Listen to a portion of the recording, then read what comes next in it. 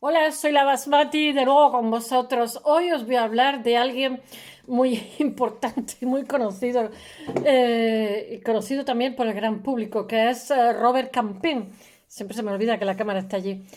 Robert Campin, vamos a ver cómo situaría yo. Es junto a Van der Weyden y no me acuerdo cuál es el otro, el iniciador de la pintura flamenca. Él parte de un gótico internacional, pero lo que hace es totalmente novedoso, porque aparte que hace muchísimos retratos, que ya va viendo otras demandas, es que él, por ejemplo, tiene una anunciación, que no sé si se llama Melrose o algo así, una anunciación que es un tríptico que está en Nueva York, en el Metropolitan, que, bueno, el Prado no sé si tiene 7 cuadros suyos, 7 piezas. Esta anunciación, la Virgen María, no os creáis que está como Fra Angélico, que era preciosa también, toda sumisa y pasiva, no.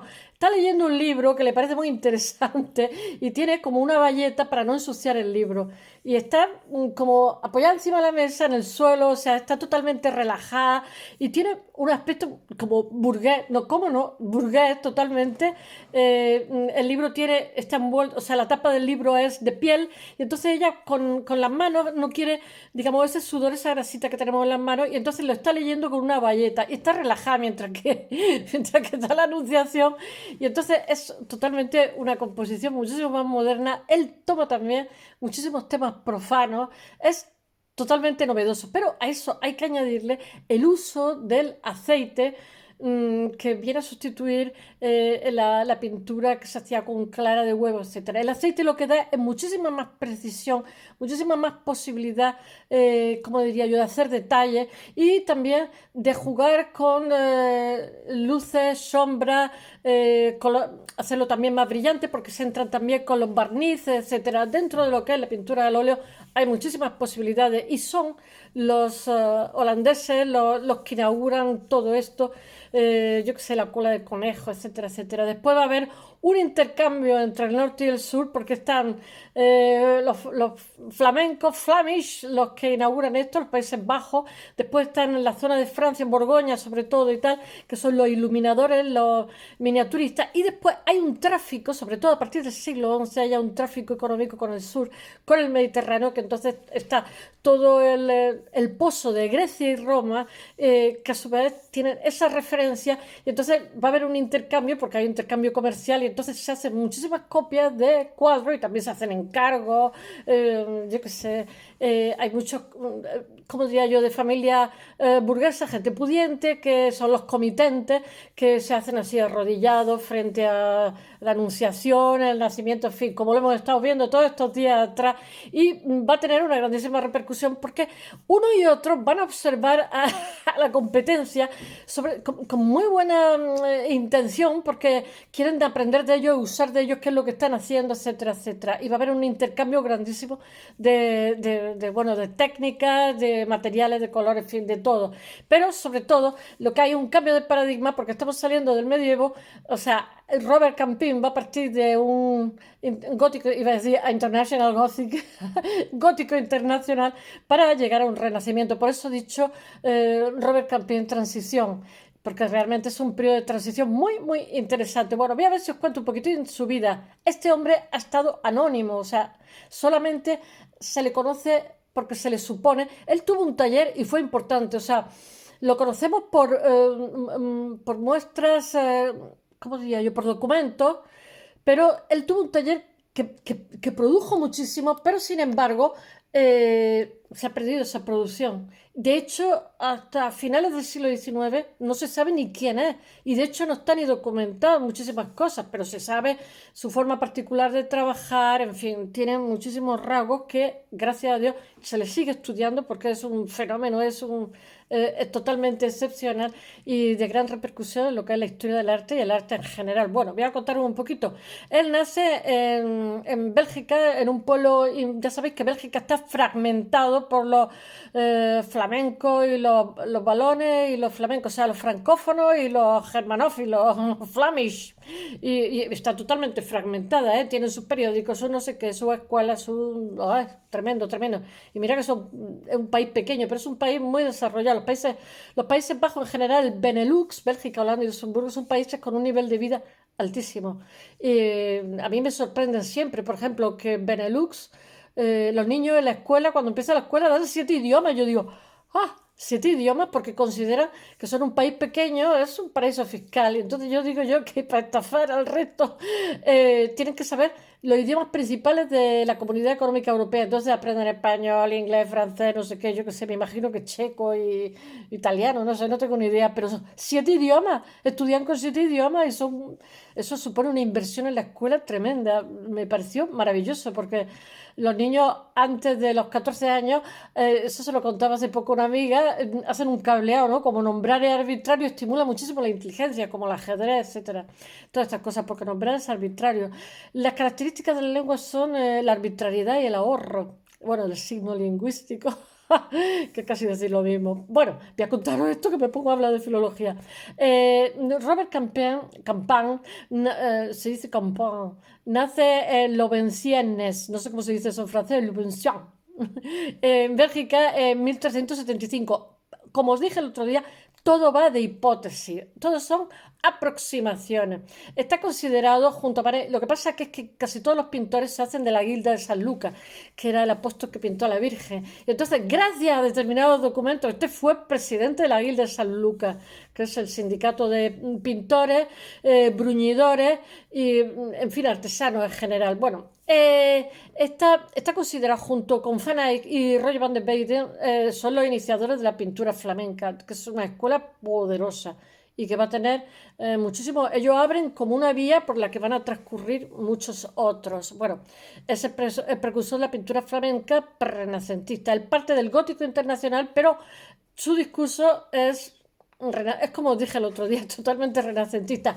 En la forma de abordar lo que son ¿cómo se dice? La anunciación, en la forma, o sea, la forma de percibir la realidad. Bueno, hasta su identificación era conocido como el maestro de Flenaye, que es un artista totalmente envuelto en el misterio y de él se conocen datos biográficos, pero sus obras son todas atribuidas, no están documentadas, o sea, lo que pasa es que tiene tantísimos rasgos en común, tantísimas formas particulares. Bueno, su estudio continúa lleno de interrogantes, incluso hoy día, y es una constante para las investigaciones, para los investigadores, una constante preocupación, porque están buscando lo que es la pintura flamenca en su origen. Estamos en principio de 1400, o sea, en el siglo XV, totalmente moderno. Su personalidad artística solo se puede reconstruir a partir de la identificación con el maestro de Flenaye, y su nombre se debe al historiador alemán, no, al historiador belga,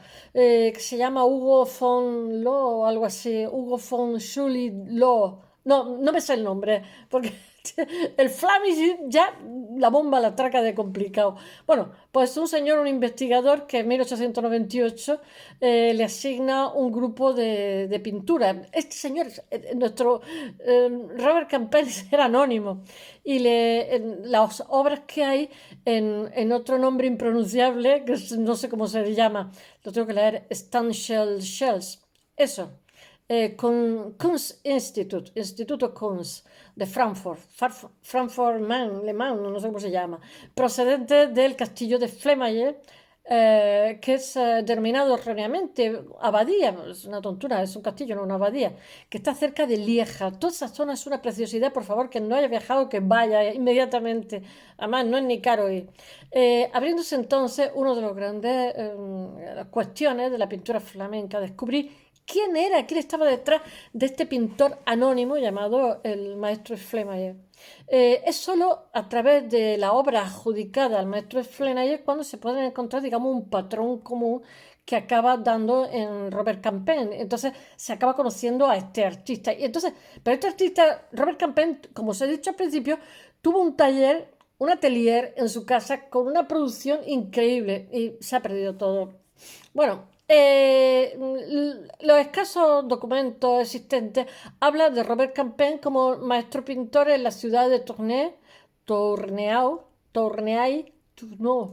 en 1406, y la pintura que entre que pinta, o sea, su carrera laboral está entre 1410 y 1440, o sea, trabaja la friolera de 30 años en un taller. y dirige un taller de mucha importancia y tiene aprendices como Roger van der Weyden, como llaman allí los holandeses van der Weyden y Jacques Darret. Bueno, a partir de 1423 su vida, esos son los que suponemos, porque ellos son posteriores y tienen rasgos comunes a su maestro. A partir de 1423 su vida es mucho más compleja tras significarse en una revuelta, en un motín que hubo, que estaba protagonizada por los artesanos y él contra la aristocracia, él se puso al lado, pero se la juraron. Lo que pasa es que él era poderoso, era listo y era buen artista, entonces siguió teniendo, pero lo fastidiaron todo lo que pudieron, ¿eh? Ese mismo año se convierte, es que los artistas siempre están en los meollos de los líos. Ese mismo año se convierte en el decano de o sea, de la Guilda de San Lucas. Ya sabéis que era el apóstol pintor que agrupa a orfebres y a pintores. Y bueno, y un año más tarde es miembro de uno de los 3 consejos de la ciudad, en el que desempeña distintas funciones públicas. Él tiene cargos de poder, pero su suerte cambia en 1429 cuando se le prohíbe la aristocracia, que es poderosa, por su participación en el levantamiento, ejercer función pública alguna. Represalia. En 1432 está envuelto en otra investigación, ya le están pisando los talones, haciendo la vida imposible, y es multado, es sancionado por mantener relaciones extramatrimoniales. O sea, de verdad no sabían qué buscarle, o sea, querían encontrarle un esqueleto en el armario porque resulta que el hombre tenía tanto prestigio y era amigo de sus amigos que no sabían qué hacer para desprestigiarlo. A pesar de estas vicisitudes, nunca disminuye su popularidad y la demanda de pintura de su taller, cuya producción no pierde, no mengua, pero influye en muchísimos maestros que le suceden, mostrando, él, como toda la gente del norte, es terriblemente minucioso. Tiene como muchas dotes de observación que no se dan en ningún pintor anterior, o porque él es, ¿cómo diría yo? Es que el carácter del norte es totalmente distinto al del sur, pero es que además de eso, como trabajaba con aceite, pues eso también le permite veladura, le permite montones de cosas que en la pintura con la yema de huevo y todo eso no se podía, porque ellos hacen veladura, etcétera. Bueno, es de los primeros en utilizar el óleo en vez de la témpera, como he dicho, al huevo, que hasta entonces era lo habitual, que son, pues, muy bien para los niños, pues, yo no sé. Y además, hacer un objeto orgánico se descompone bastante. Y entonces él utiliza el óleo que le da brillantez al color y en fin, la figura de sus lienzos, él consigue como, al darle aceite, consigue más fuerza en las imágenes y utiliza también, acentúa la luz y la sombra. O sea, ya hay otro juego totalmente de matices, muchísimo más interesante, muchísimo más sofisticado para componer también escenas en perspectiva y complejas. Pero es al final de 1900, hoy, del siglo XIX realmente, cuando se aclara quién es el maestro.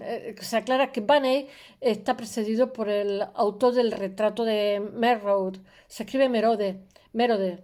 En 1428, que hoy está en el Metropolitano, en el Museo Metropolitano de Nueva York, como he dicho. Yo un día solamente hablé de ese cuadro, de esa pieza.